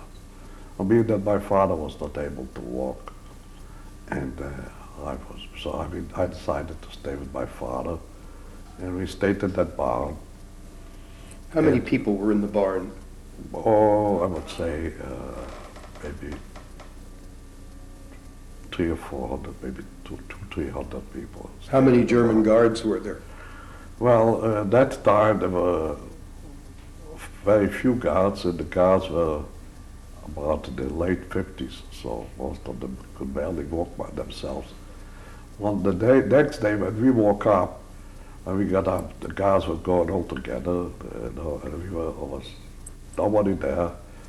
We just stayed in that barn for another 2 or 3 days, and then the American army came. That time the American, we did not get any food. They went to the Bürgermeister for food.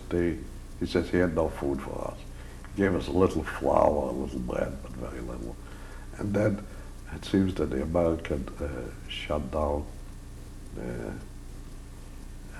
The Americans shut down a horse. So they gave us the horse. We cooked the horse and we ate it.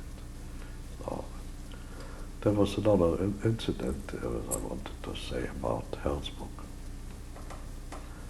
Did you go there? Did you go from there and the barn back home? No. What did you do?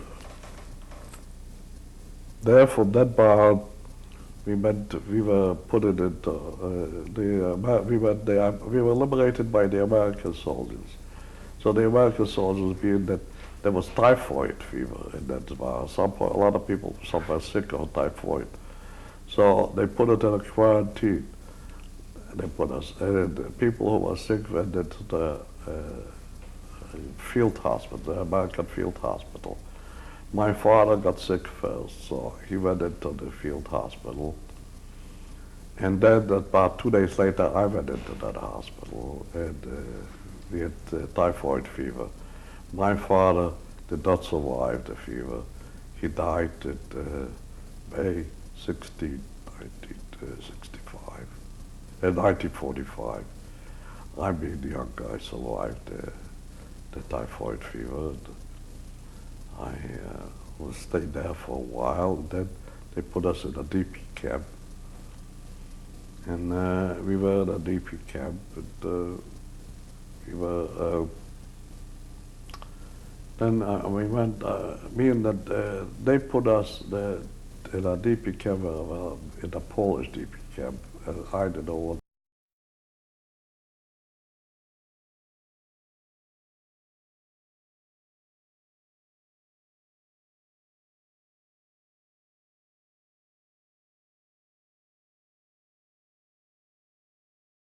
Well, the UJA, or the Joint, issued right at 45, at fall 45, they issued books, a list of different survivors. So first of all, we got the books of list of the survivors. And I found out, for instance, that in Bergen-Belsen, there is a lot of people from Drohobetz who survived the Bergen-Belsen. I also found out that there was a list of people from Stutthof, that there were about a half a dozen or a dozen girls from Stutthof. Most of them were from Drohobetz. So we knew that a lot of women, people from Drohobetz, were to Stutthof. So I got in touch with one person there, and a woman, and she told me that my mother was on that transport in Stutthof, which was, they went from, they took her from Plaszow to Auschwitz, and from Auschwitz, she was on the Stutthof camp. Camp Stutthof was near the Baltic Sea, and the women were there, were walking. Well, the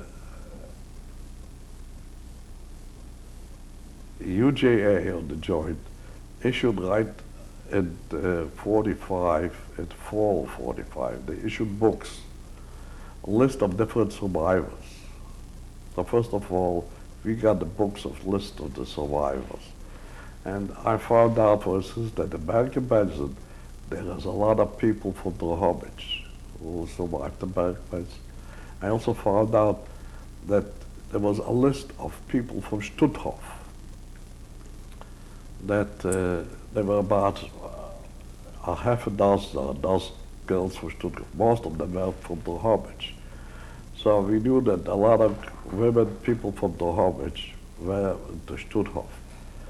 So I got in touch with one person there, and a woman, and she told me that my mother was on that transport in Stutthof, which was, they went from, they took her from Plaszow to Auschwitz, and from Auschwitz, she was on the Stutthof camp.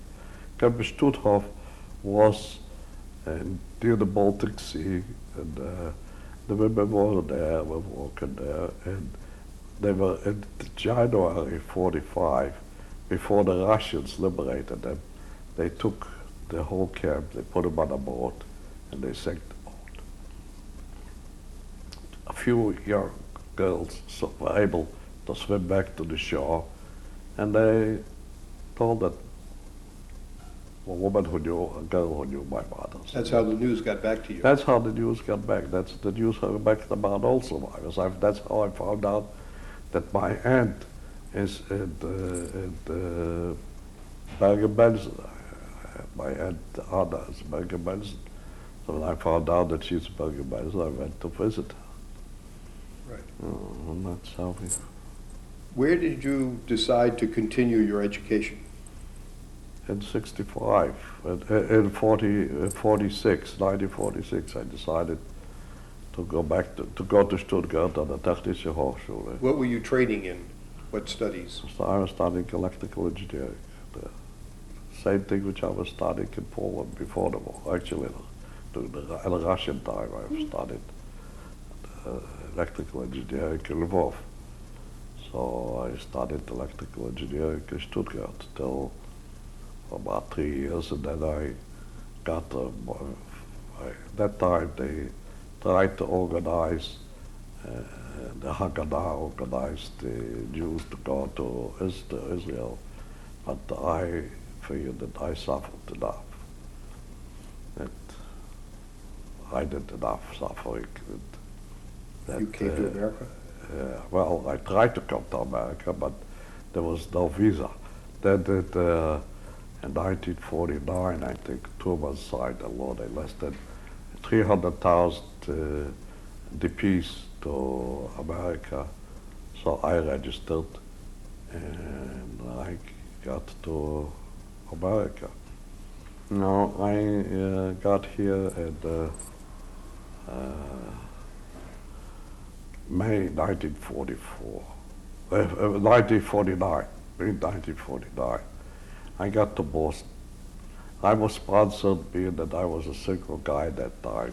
I also found out that my brother is alive, that because somebody came from Russia, and he told me that he saw my brother in Russia, that my brother is in Russia, gave me his address.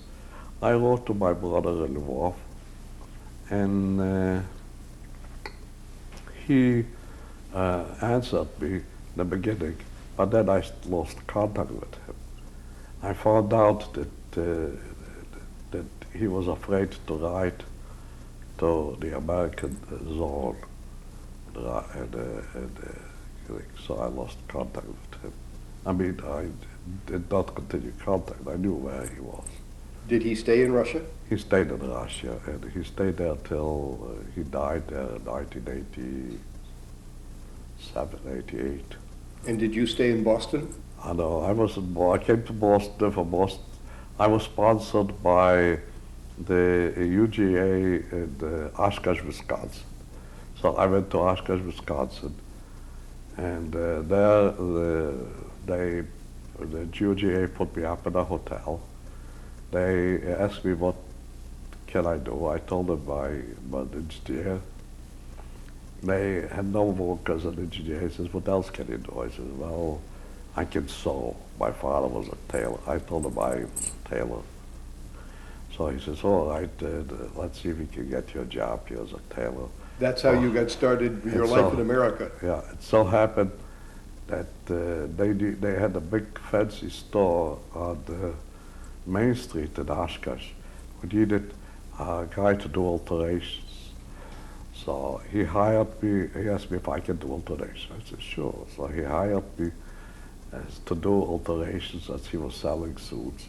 And he put a big sign in the window. He says, a European tailor just arrived from Europe to do your alterations. So that's how I became a European tailor.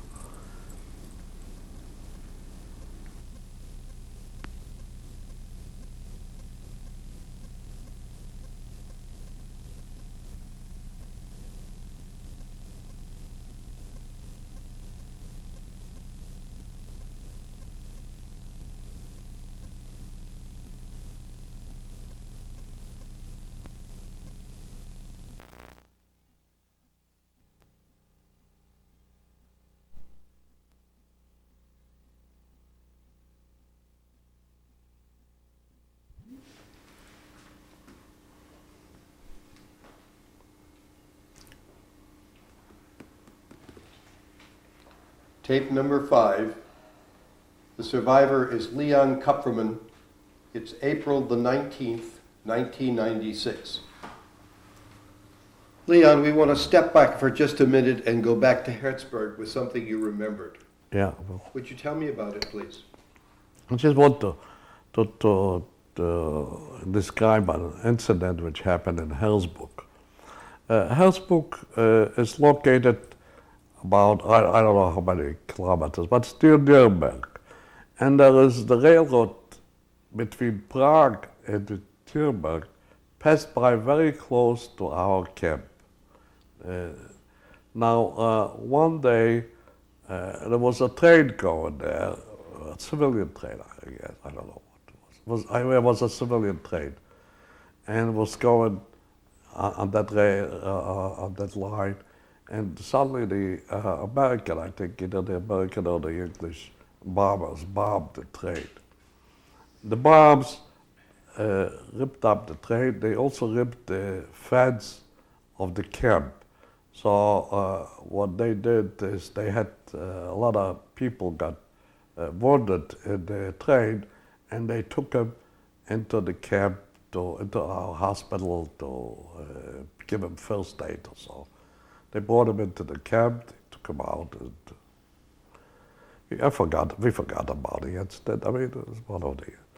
About 2 or 3 days later, there was a commando was going out for work, and when they came back, they used to, especially the guys who used to go to Nuremberg, they used to be searched because when they used to work at the Nuremberg on the railroad station was bombed.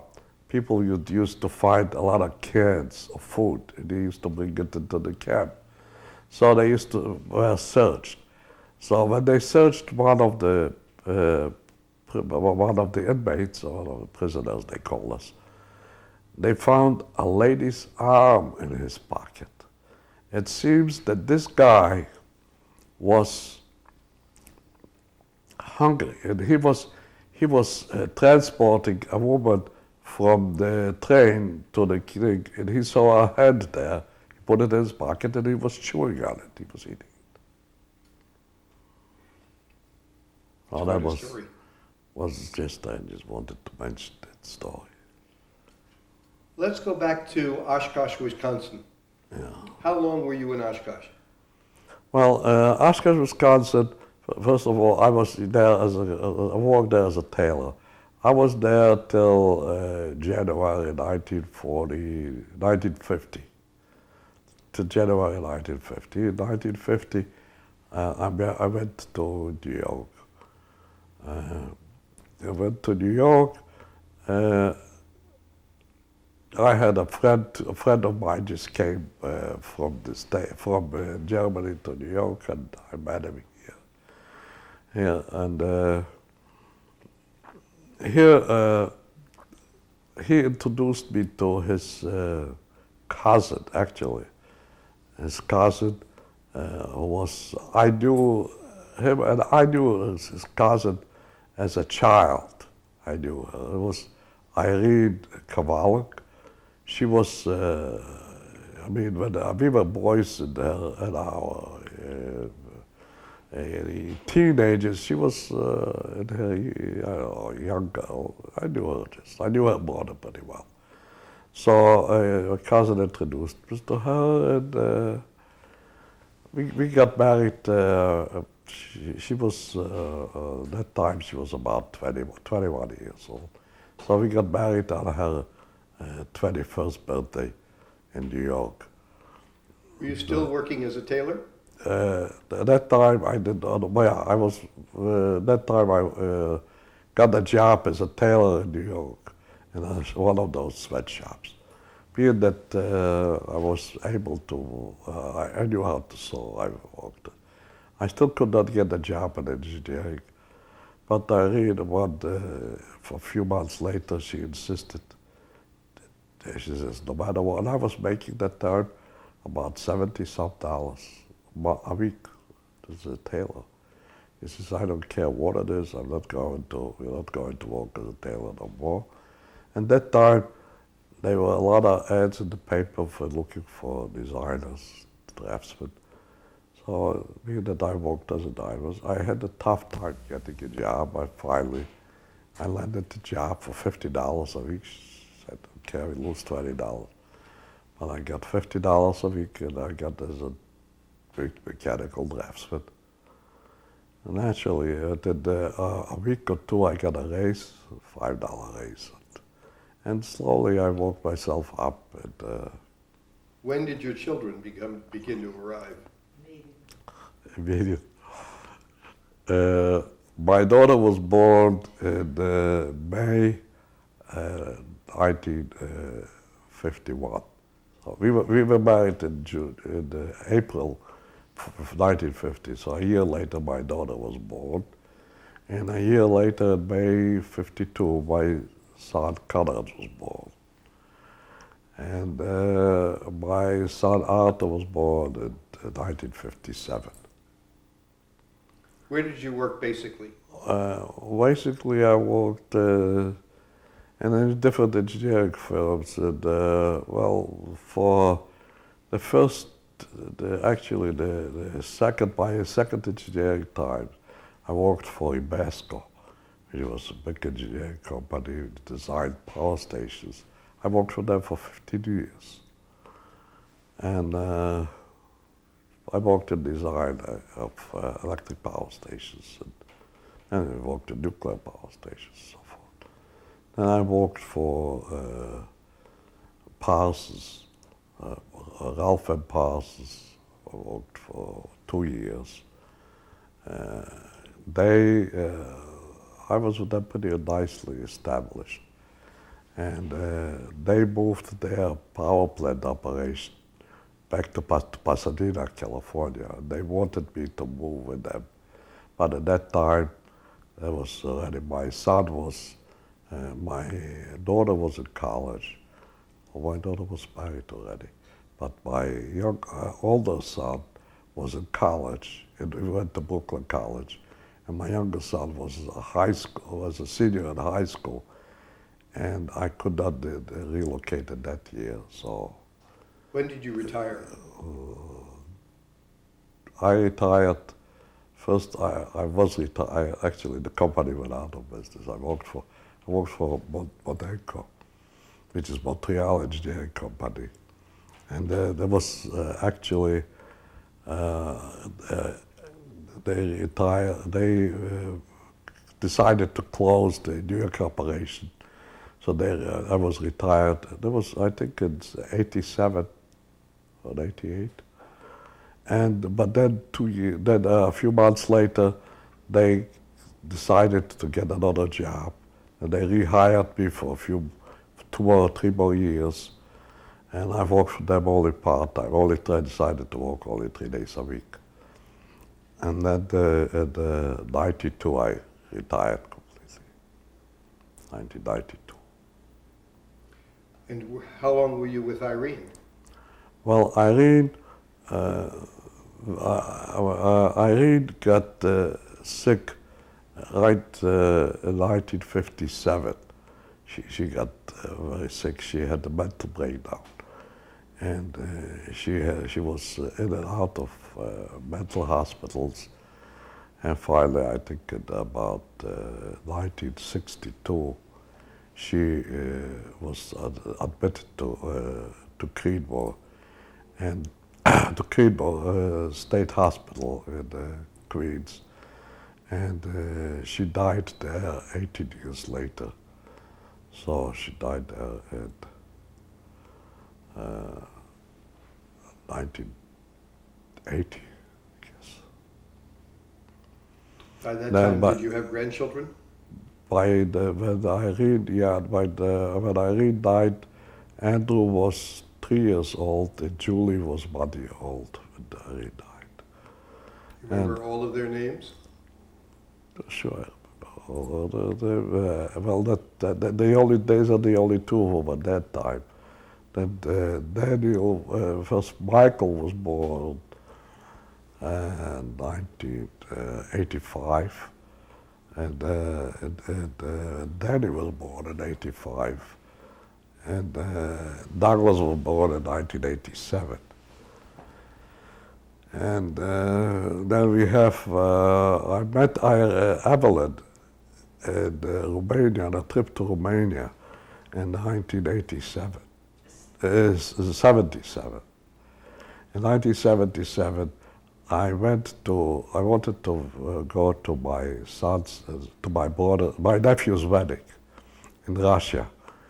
He was in Lvov, which was close to the Carpathian Mountains. So I decided to go to Romania on a trip, leave the trip there and go to Lvov for a couple of days because it was easier than to go through Moscow. Otherwise, I had to go all the way through Moscow. So I went on a trip to Romania, and in Romania I met Evelyn, who was there also on the same trip. I left her, as a matter of fact, even all my valises. I just took the stuff which I wanted to leave for my brother. Went to the wedding, to my nephew's wedding. I was there for 4 days, and then I came back to Romania. From Romania, I went back to Drohobetz. And we went to visit my brother twice. And later on, with Evelyn. I married Evelyn on June 6, 1982. And we went to Russia to visit my brother twice. And we saw him a few months before he died. He died of heart failure. And that time I tried to get his papers to get him over to the United States. But when he passed away, so I was able to get his son and the family, his daughter, his wife, son Emil, and wife Gina, and the daughter Susanna. We got them over to the States, and about 2 years ago also Carl's wife came.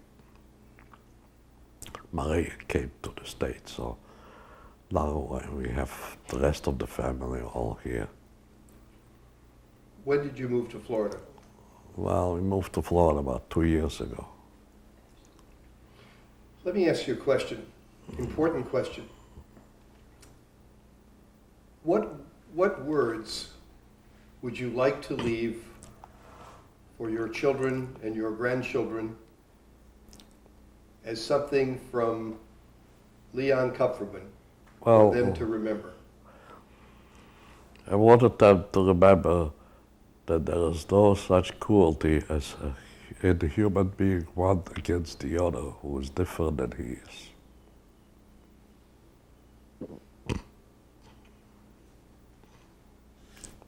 Is there anything else from their grandfather that you'd like to tell them?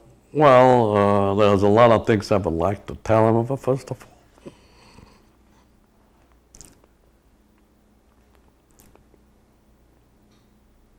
all, I would like to tell him that I love him all.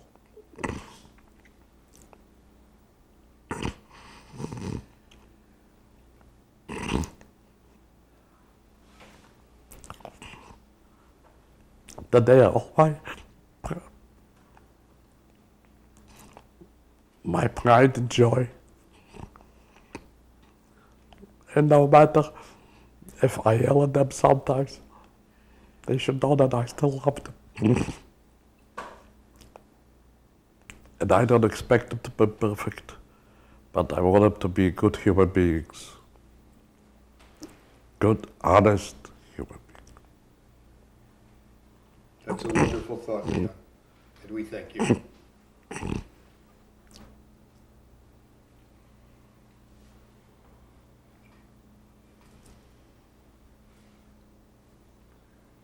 Leon, could you tell me who this lady next to you is, please? Oh, that is my lovely wife, beautiful Evelyn, who I married to Romania.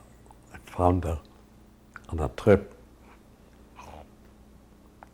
to Romania.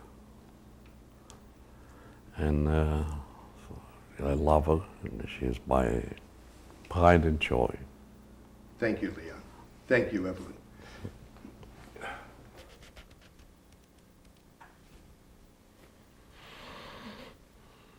Leon, tell me what this is, the document.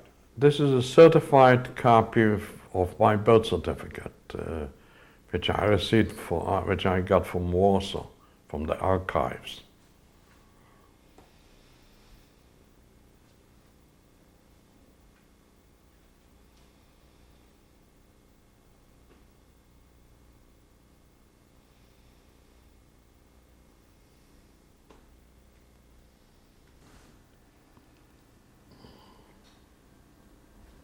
Who's in this picture? In the front, sitting down, is my daughter Jeanette. Are you ready? My granddaughter Julie, my son-in-law Mark, then is my three grandsons, Douglas, Michael, and Danny. And standing is Barbara, starting from the left is Barbara and Conrad. And there is my wife Evelyn and myself.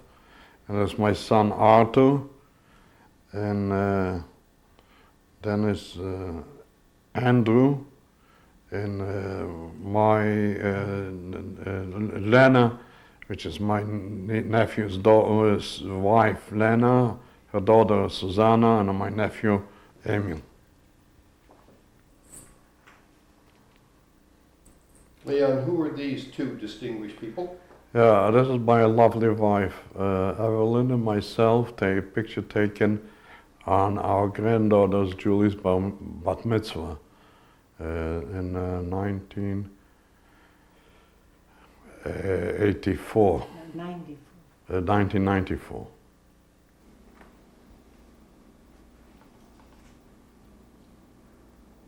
Leon, tell me who this young lady is. This is our granddaughter Becky, who participated in the commemoration. This picture was taken during the participation in the commemoration of the Warsaw Ghetto uprising. It was in New York City in 1995 during the commemoration. That emblem there was the 6 million Jews. The Becky, that is Rebecca Cohen. Thank you.